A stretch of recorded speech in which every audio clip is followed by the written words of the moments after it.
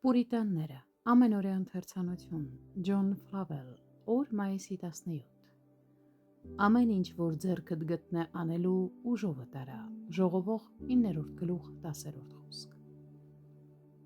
Ազնիվ և օրինական աշխատանք ունենալը, որի միջոցով դուք օգուտ եք ստանում առանց Աստծուն անարգելու,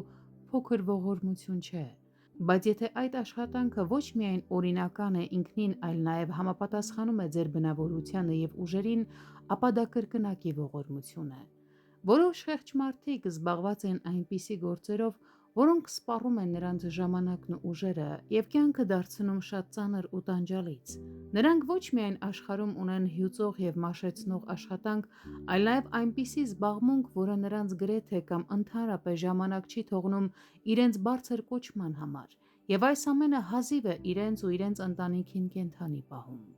Ուստի, եթե Աստված ձեզ համար պատրաստել է ազնիվ աշխատանք, որտեղ դուք ավելի քիչ ծանրություն եք կրում, քան ուրիշները, և ավելի շատ ժամանակ ունեք երկնային նպատակների համար, ապա այս օրհնությունը վերագրեք Աստծո նախախնամության հատուկ հոգատարությանը ձեր հանդեպ։ Նա ձեզ հաստատեց այսպիսի աշխատանքի և կոչման մեջ աշխարհում, ինչին հնարավոր է ոչ դուք, ոչ էլ ձեր ծնողները երբևէ չէին սպասում, որ կհասնեք։ Մեր մեջ կան մարդիկ, որոնք այս պատճառով առանձնապես պարտական են Աստծո նախախնամությանը։ Աստված նրանց դրել է այնպիսի ճանապարհի մեջ, որը ոչ իրենք, ոչ էլ իրենց ծնողները երբևէ չէին ծրագրել։ Ինչպես կողմնացույցի սլաքը մեկ այս կողմ է թեքվում, մեկ այն կողմ և չի դադարում շարժվելուց, մինչև որ կանգ չի առնում հյուսիսի ուղղությամբ, այնպես էլ մեր հաստատվելն է աշխարհում։ Երեխային սկզբում նախապատրաստում են մեկ բանի համար, հետո մեկ ուրիշի, բայց վերջում նա հաստատվում է այնպիսի աշխատանքի մեջ,